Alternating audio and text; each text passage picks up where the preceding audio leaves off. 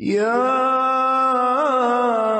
أيها الذين آمنوا لا تتخذوا اليهود والنصارى أولياء بعضهم أولياء بعض ومن يتولهم منكم فإنه منهم إن الله لا يهدي القوم الظالمين فترى الذين في قلوبهم مرض يسارعون فيهم يقولون نخشى أن تصيبنا دائرة فعسى الله أن يأتي بالفتح أو أمر من عنده فيصبحوا على ما أسروا في أنفسهم نادمين ويقول الذين آمنوا أهؤلاء الذين أقسموا بالله جهد أيمانهم إنهم لمعكم حبطت أعمالهم فأصبحوا خاسرين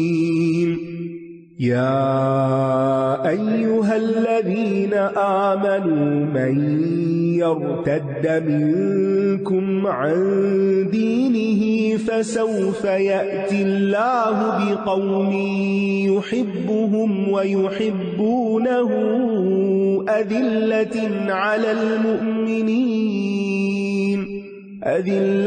على المؤمنين أعزة على الكافرين يجاهدون في سبيل الله ولا يخافون لومة لائم ذلك فضل الله يؤتيه من يشاء والله واسع عليم إنما وليكم الله ورسوله والذين آمنوا الذين يقيمون الصلاة ويؤتون الزكاة وهم راكعون ومن يتول الله ورسوله والذين آمنوا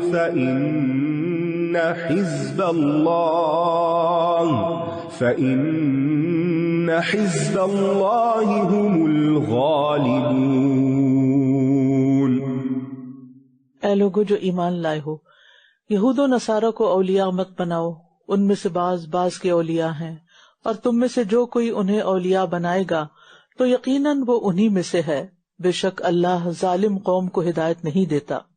پھر آپ ان لوگوں کو دیکھیں گے جن کے دلوں میں بیماری ہے کہ وہ انہی کے پاس دوڑ دوڑ کر جاتے ہیں اور کہتے ہیں ہم ڈرتے ہیں کہ ہمیں کوئی گردش نہ آ پہنچے، تو امید ہے کہ اللہ فتح دے دے یا اپنی طرف سے کوئی اور حکم لے آئے، پھر وہ اس پر جو انہوں نے اپنے دلوں میں چھپا رکھا ہے نادم ہو جائیں۔ یعنی منافق صرف اپنی جان بچانے کی فکر کرتا ہے اور مومن دوسروں کو بچانا چاہتا ہے۔ اور وہ لوگ جو ایمان لائے کہتے ہیں کیا یہی وہ لوگ ہیں جنہوں نے اللہ کے نام کی پکی قسمیں کھائی تھی کہ بے شک وہ ضرور تمہارے ساتھ ہیں؟ ان کے اعمال ضائع ہو گئے تو یہ خسارہ پانے والے ہو گئے۔ اے لوگو جو ایمان لائے ہو، تم میں سے جو کوئی اپنے دین سے پھر جائے گا، یعنی دین چھوڑ دے گا، تو عنقریب اللہ ایسے لوگ لے آئے گا جن سے وہ محبت کرے گا اور وہ اس سے محبت کریں گے۔ وہ مومنوں پر بہت نرم ہوں گے، کافروں پر بہت سخت۔ وہ اللہ کے راستے میں جہاد کریں گے اور کسی ملامت کرنے والے کی ملامت سے نہیں ڈریں گے۔ یہ اللہ کا فضل ہے، وہ جسے چاہتا ہے عطا کرتا ہے، اور اللہ وسعت والا خوب علم والا ہے۔ تو اس سے پتہ چلتا ہے کہ کسی کے بھی مرتد ہونے سے، دین چھوڑ جانے سے اسلام کو کوئی نقصان نہیں ہوتا، کیونکہ ایک شخص مرتد ہوتا ہے اور کئی اور ایمان لے آتے ہیں. اور پھر یہ بات بھی پتہ چلتی ہے کہ اللہ کی محبت کسی متکبر کے دل میں داخل نہیں ہوتی، کیونکہ اذلۃ علی المؤمنین، مومن جو ہوتے ہیں وہ مومنوں کے مقابلے میں بڑے نرم خو ہوتے ہیں، انکساری کرنے والے ہوتے ہیں. اور پھر یحبہم ویحبونہ، ایمان والوں سے اللہ محبت کرتا ہے، اور اللہ کی محبت کا ذکر پہلے یحبہم ویحبونہ. اور جس دل میں اللہ کی محبت ہوتی ہے وہ دل زندہ رہتا ہے، ان دلوں کو زندگی نصیب ہوتی ہے. ایک دیہاتی نے کسی عالم سے پوچھا دل کب مرتا ہے؟ اس نے کہا محبوب کی موت پر اس کو بھی موت آ جاتی. تو وہ دیہاتی کہنے لگا اس وقت کیا ہوگا جب محبوب زندہ ہو اور قائم ذات ہو اور اس کو کبھی موت نہ آئے، یعنی اللہ تعالیٰ. تو شیخ نے کہا کہ یہ وہ محبت ہے جس کے ساتھ دل زندہ رہتے ہیں. تو اللہ تعالیٰ ہمارے دلوں کو بھی زندہ رکھ، اپنی محبت کے ساتھ جوڑ دے. اگر دل سے اللہ کی محبت رخصت ہو جائے نا تو دل سخت ہو جاتا ہے، اور اس کی علامت کیا ہوتی ہے کہ انسان اپنی آخرت کو بھول جاتا ہے، اس کی تیاری چھوڑ دیتا ہے، اور وہ صرف دنیا کے فکر اور غم میں گھلتا رہتا ہے، اور دلوں پر بھی میل آ جاتی ہے، دلوں کو بھی گرہن لگ جاتا ہے، دلوں کی بھی کیفیات بدل جاتی ہیں. اس لیے ہمیشہ نظر رکھے کہ دل کی کیفیت کیا ہو رہی ہے. اگر کسی بھی طرح کی کوئی کمی واقع ہو رہی ہے تو فوراً علاج شروع کر دیں. بے شک تمہارے دوست تو صرف اللہ اور اس کے رسول اور وہ لوگ ہیں جو ایمان لائے، وہ جو نماز قائم کرتے ہیں. ایمان والوں کی علامت کیا ہے؟ نماز قائم کرتے ہیں اور زکوٰۃ ادا کرتے ہیں، اور وہ رکوع کرنے والے ہیں. یعنی ایمان محض زبانی دعوے کا نام نہیں، سب سے اہم عمل نماز ہے. اور جو کوئی اللہ اور اس کے رسول اور ایمان والوں کو دوست بنائے گا تو بے شک اللہ کا گروہ ہی غالب آنے والا ہے. الٹیمیٹلی فائدے میں یہی لوگ ہیں. يا أيها الذين آمنوا لا تتخذوا الذين اتخذوا دينكم هزوا ولعبا لا تتخذوا الذين اتخذوا دينكم هزوا ولعبا من الذين أوتوا الكتاب من قبلكم والكفار أولياء واتقوا الله إن كنتم مؤمنين. وَإِذَا نَادَيْتُمْ إِلَى الصَّلَاةِ اتَّخَذُوهَا هُزُوًا وَلَعِبًا ذَلِكَ بِأَنَّهُمْ قَوْمٌ لَا يَعْقِلُونَ. قُلْ يَا أَهْلَ الْكِتَابِ هَلْ تَنقِمُونَ مِنَّا إِلَّا أَنْ آمَنَّا بِاللَّهِ وَمَا أُنزِلَ إِلَيْنَا وَمَا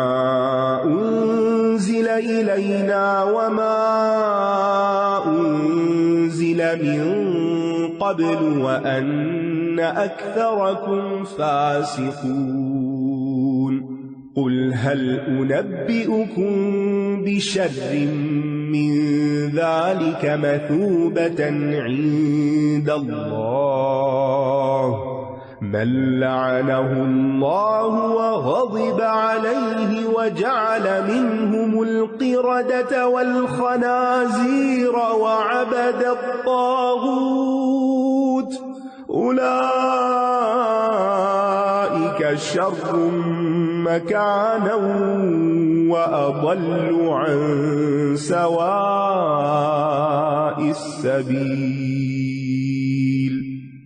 وَإِذَا جَاءُوكُمْ قَالُوا آمَنَّا وَقَدْ دَخَلُوا بِالْكُفْرِ وَهُمْ قَدْ خَرَجُوا بِهِ وَاللَّهُ أَعْلَمُ بِمَا كَانُوا يَكْتُمُونَ.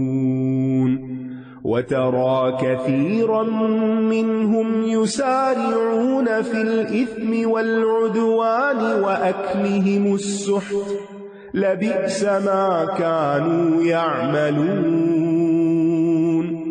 لَوْلَا يَنْهَاهُمُ الرَّبَّانِيُّونَ وَالْأَحْبَارُ عَنْ قَوْلِهِمُ الْإِثْمَ وَأَكْلِهِمُ السُّحْتَ لبئس ما كانوا يصنعون وقالت اليهود يد الله مغلولة غلت أيديهم ولعنوا بما قالوا بل يداه مبسوطتان ينفق كيف يشاء وليزيدن كثيرا منهم ما أنزل إليك من ربك طغيانا وكفرا وألقينا بينهم العداوة والبغضاء إلى يوم القيامة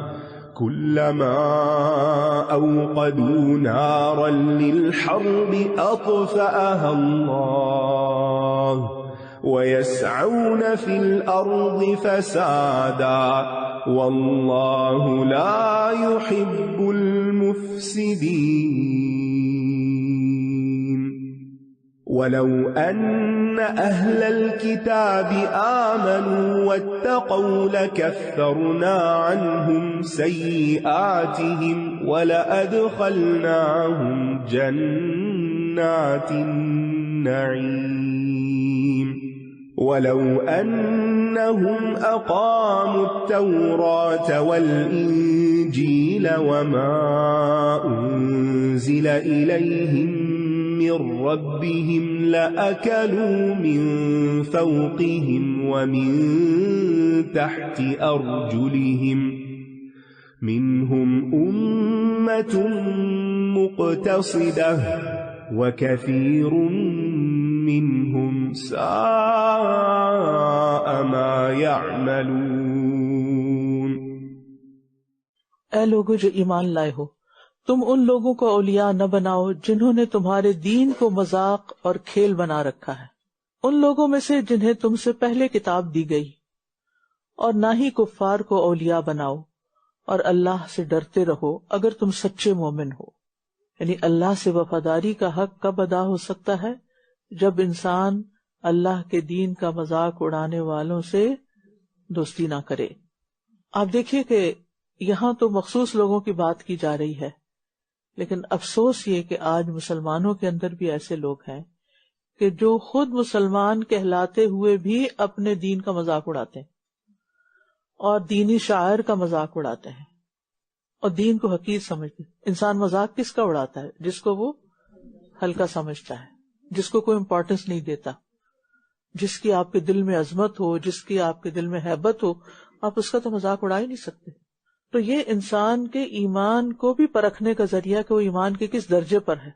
اس لیے پیچھے ہمیں بتایا گیا کہ جو مذاق اڑا رہے ہیں ان کے پاس بھی نہ بیٹھو. قرآن میں کہیں نہیں بتایا گیا کہ اگر کوئی نماز نہیں پڑھتا تو اس کے پاس نہ بیٹھو، نام لے کے نہیں بتایا گیا. ٹھیک ہے، نیک لوگوں کی صحبت کے بارے میں آتا ہے کہ نیک لوگوں کی صحبت اختیار کرو، لیکن ایسے لوگ اللہ کے ہاں نہایت ناپسندیدہ ہیں جو دین کا مذاق اڑائیں، اللہ کے حکم کا مذاق اڑائیں. لہذا ان سے تو کوئی دوستی ہو ہی نہیں سکتی، ان سے تو کوئی تعلق ہو نہیں سکتا. اگر اپنے بچوں میں سے بھی کوئی ایسی بات کرے یا اس کے قریب بھی جائے تو فوراً روکے. دین ہنسی مذاق کی چیز نہیں ہے. تو یہاں اللہ کے دین کا مذاق اڑانے والوں سے الگ رہنے کا حکم دیا جا رہا ہے. اور جب تم نماز کی طرف پکارتے ہو تو وہ اسے مذاق اور کھیل بنا لیتے ہیں، یعنی آذان کا بھی مذاق اڑاتے ہیں. یہ اس لیے کہ یہ ایسے لوگ ہیں جو عقل نہیں رکھتے. اب دیکھیں شیطان بھی آذان کی آواز برداشت نہیں کرتا، بھاگ جاتا ہے. اور اسی طرح کچھ ایسے لوگ ہوتے ہیں، ادھر آذان ہوتی ہے، ادھر نماز ہو رہی ہوتی ہے، اور وہ کہیں ایسی جگہ جا چھپتے ہیں کہ جہاں یہ آواز بھی ان کے کانوں میں نہ پڑے. آذان ہمارے دین کے شاعر میں سے ایک اہم شاعر ہے جس کا ذکر 2 مرتبہ قرآن میں آتا ہے. اور پھر یہاں یہ بھی بتا دیا گیا کہ دین اور اس کے شعار کا مذاق اڑانے والے بے عقل ہوتے ہیں. کوئی بھی عقل مند شخص ایسے کام نہیں کر سکتا. تو آذان کا ادب کیا ہے کہ انسان اس کو سنے، اس کا جواب دے، اس کے بعد دعا کرے. دعا کی قبولیت کا وقت ہوتا ہے، یعنی آذان معمولی چیز نہیں، اس کا انتظار کرنا چاہیے اور اس کا احترام کرنا چاہیے.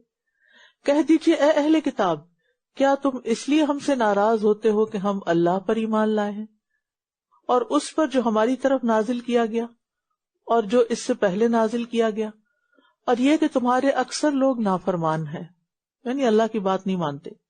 کہہ دیجئے کیا میں تمہیں بتاؤں کہ اللہ کے نزدیک اس سے زیادہ بری سزا پانے والا کون ہے؟ یہ وہ ہے جن پر اللہ نے لعنت کی اور ان پر غضبناک ہوا اور ان میں سے بندر اور خنزیر بنا دیے گئے، اور جنہوں نے طاغوت کی بندگی کی، یہی لوگ بدترین درجے میں ہیں اور سیدھے راستے سے زیادہ بھٹکے ہوئے ہیں۔ اور جب یہ تمہارے پاس آتے ہیں تو کہتے ہیں کہ ہم ایمان لے آئے، حالانکہ یہ کفر کے ساتھ ہی داخل ہوئے تھے اور اسی کے ساتھ نکل گئے، اور اللہ زیادہ جانتا ہے جو یہ چھپاتے ہیں۔ اور آپ ان میں سے بہت سے لوگوں کو دیکھیں گے کہ وہ گناہ اور زیادتی کے کاموں میں اور حرام کھانے میں خوب دوڑ دھوپ کرتے ہیں، یقیناً کتنا برا ہے جو یہ کرتے رہے ہیں۔ انہیں ان کے عبادت گزار اور علماء گناہ کی باتیں کرنے اور حرام کھانے سے کیوں نہیں روکتے، یقیناً کتنا برا ہے جو یہ کر رہے ہیں۔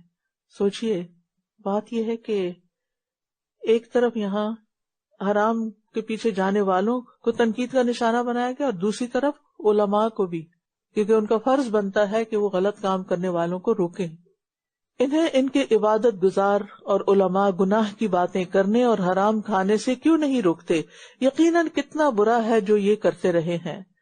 اور یہود نے کہا اللہ کا ہاتھ بندھا ہوا ہے، باندھ دیے گئے ہاتھ ان کے، اور یہ لعنت کیے گئے اس بات کی وجہ سے جو انہوں نے کہی، بلکہ اس کے دونوں ہاتھ کھلے ہوئے ہیں، وہ جس طرح چاہتا ہے خرچ کرتا ہے، اور یقیناً جو کچھ آپ پر آپ کے رب کی طرف سے نازل کیا گیا ہے وہ ان کی اکثریت کو سرکشی اور کفر میں ضرور بڑھا دے گا، اور ہم نے ان کے درمیان قیامت کے دن تک کے لیے عداوت اور بغض ڈال دیا۔ دلوں میں عداوت اور بغض نافرمانیوں کا نتیجہ ہوتا ہے، کیونکہ اس سے دل پھر چین میں نہیں رہتے، اور جب دل چین میں نہ ہو تو بدن کی راحت بھی کوئی معنی نہیں رکھتی۔ جب کبھی انہوں نے تمہارے خلاف جنگ کے لیے آگ بھڑکائی، اللہ نے اسے بجھا دیا، اور وہ زمین میں فساد کی کوشش کرتے رہتے ہیں، اور اللہ فساد کرنے والوں کو پسند نہیں کرتا۔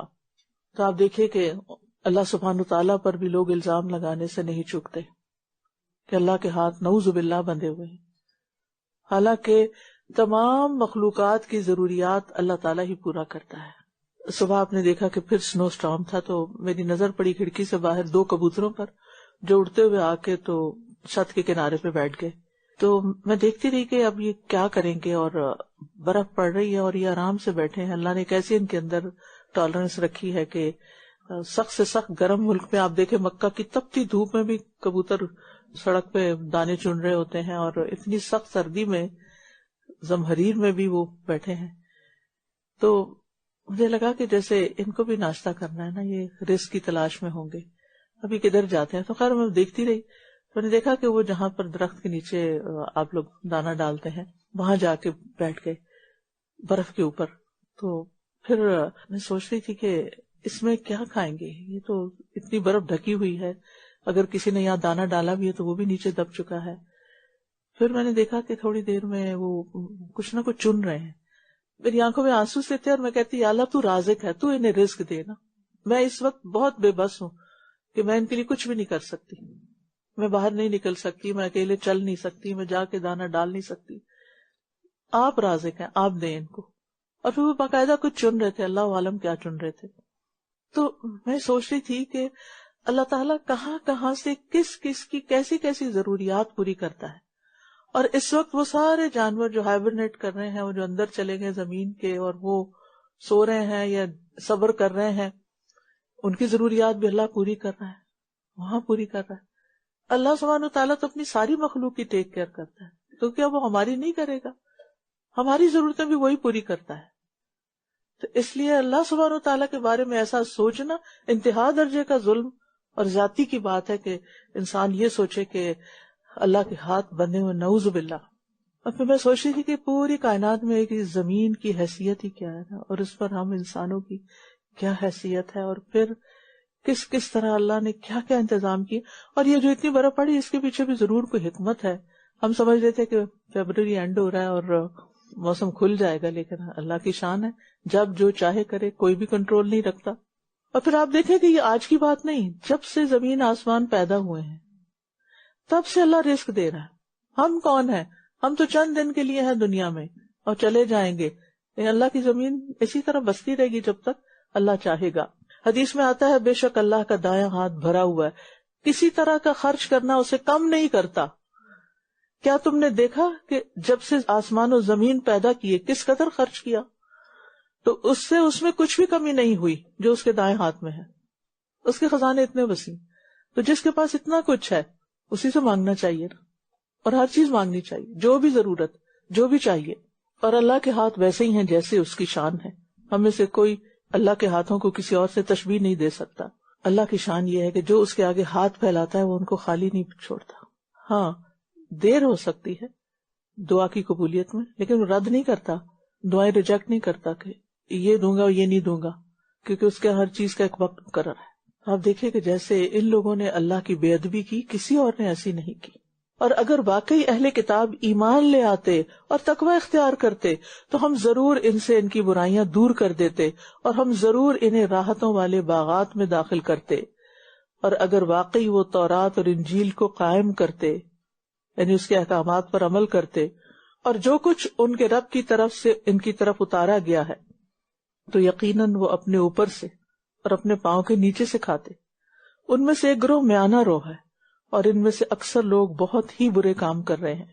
تو بہرحال یہاں یہ خوشخبری دی جا رہی ہے کہ ایمان اور تقوی سے آسمان و زمین کی برکات حاصل کی جا سکتی ہیں. اگر بستیوں والے واقعی ایمان لے آتے اور تقوی اختیار کرتے تو ہم ان پر ضرور آسمان اور زمین سے برکتوں کے دروازے کھول دیتے. تو ہم میں سے جو یہ چاہتا ہے کہ اللہ تعالیٰ اس کی مدد فرمائے اور اس پر برکتوں کا نزول کرے، تو پھر کیا کرنا ہوگا؟ ایمان کو مضبوط کرنا ہوگا اور تقوی اختیار کرنا ہوگا. ابن الجوزی کہتے ہیں جان لو زمانہ کبھی ایک حال پہ قائم نہیں رہتا، جیسے اللہ تعالیٰ فرماتے ہیں وَتِلْكَ الْأَيَّامُ نُدَاوِلُهَا بَيْنَ النَّاسِ. کبھی فقر، کبھی دولت، کبھی عزت، کبھی ذلت، کبھی دوست خوش ہوتے ہیں اور کبھی دشمن خوشی مناتے ہیں. خوش نصیب وہ ہے جو ہر حال میں ایک اصول کو لازم پکڑ لے، یعنی اللہ کا خوف، تقوی. کیونکہ اگر وہ مالدار ہو تو تقوی اسے زینت بخشتا ہے، خوبصورت بنا دیتا ہے. اگر محتاج ہو تو تقوی اس کے لیے صبر کے دروازے کھول دیتا ہے. اگر وہ صحت مند ہو تو تقوی نعمت کو مکمل کرتا ہے، اور اگر وہ آزمائش میں ہو تو تقوی اس کو سہارا دیتا ہے. زمانے کے اتار چڑھاؤ، خوشحالی یا تنگ دستی، بھوک یا پیٹ بھرنے کی حالت اس کے لیے نقصان دہ نہیں ہوتی. یعنی اس کا پیٹ بھرا ہو تو وہ بھی اس کو نقصان نہیں دیتا، بھوکا ہو تو بھی نقصان نہیں ہوتا، کیونکہ یہ سب چیزیں عارضی اور بدلتی رہتی ہیں. لیکن تقوی ہی سلامتی کی بنیاد ہے، اس کو ہاتھ سے نہیں جانے دینا چاہیے. تو ہمیں دنیا کی نعمتیں اور رزق کے حصول اور ہر طرح کی خیر اور بھلائی کے لیے تقوی اختیار کرنا چاہیے. اے اللہ ہمیں تقوی عطا فرما. وآخر دعوانا ان الحمد للہ رب العالمین. سبحانک اللہم وبحمدک اشہد ان لا الہ الا انت استغفرک واتوب الیک. السلام علیکم ورحمۃ اللہ وبرکاتہ.